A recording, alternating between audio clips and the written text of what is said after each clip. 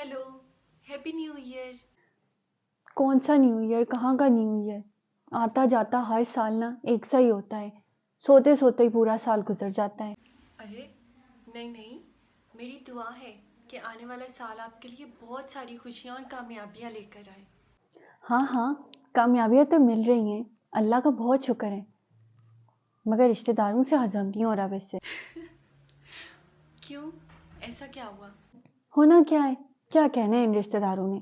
आज एक आंटी आ गई रिश्तेदार, कहने लगी बेटा अब क्या करती हो सारा दिन, अब तो तुम्हारी ग्रेजुएशन भी पूरी हो गई है, वेलियां मारती हो। आई वाज लाइक नहीं आंटी, अल्हम्दुलिल्लाह मैं जॉब कर रही हूँ। कहने लगी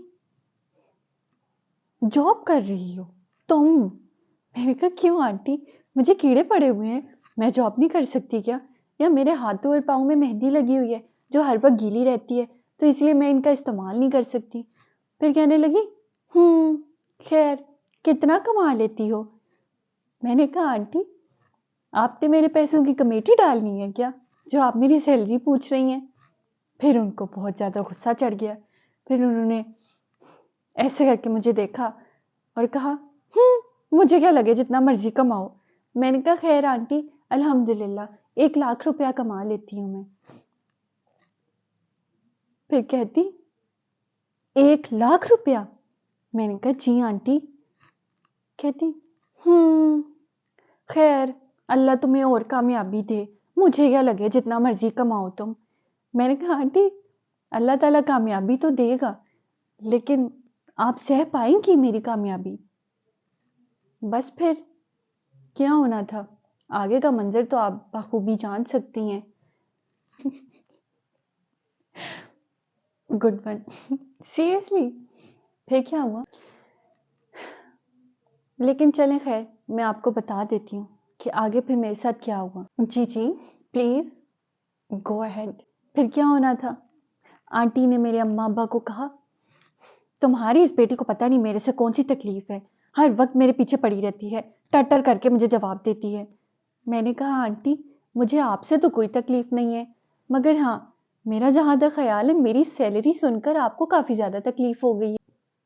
हैवी बॉस हैवी।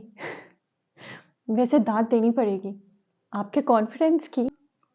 फिर क्या ही होना था, पहले मेरे सितारे गर्दिश में रहते थे, आंटी थोड़ी ही देर के बाद मुझे मेरे अम्मा अब्बा की गर्दिश में करके चली गई। आगे का मंजर मैं आपको बयान नहीं करूंगी क्योंकि आप काफ़ी ज़्यादा चस्के लेकर मेरी बातें सुन रही हैं, तो मेरा ख्याल है हम यहाँ पर ही एंड कर दें। Good one. लेकिन मेरा ख्याल है कि आज के लिए हम इतना काफ़ी करते हैं, क्योंकि आगे का मंजर मैं भरपूर अंदाज़ा लगा सकती हूँ कि आपके साथ क्या हुआ होगा। क्योंकि जब इंसान के सितारों के साथ साथ इंसान गर्दिश में आ जाए तो फिर बहुत भयानक मंजर होता है। मेरा ख्याल है आज मैं आपका गम इतना ही सुन सकती हूँ, इससे ज़्यादा मेरे सुनने में सकत नहीं है, मेरे कानों में इतनी हिम्मत नहीं है कि मैं आपका इतना ज़्यादा गम सुन सकूँ। Thank you so much for coming, हमेशा अपने इतने प्यारे प्यारे और छोटे छोटे गम सुनाने के लिए। जी नाज़रीन, तो आज का हमारा पॉडकास्ट बस इतना सा ही था, क्योंकि आज का हमारा गम काफ़ी ज़्यादा भयानक था।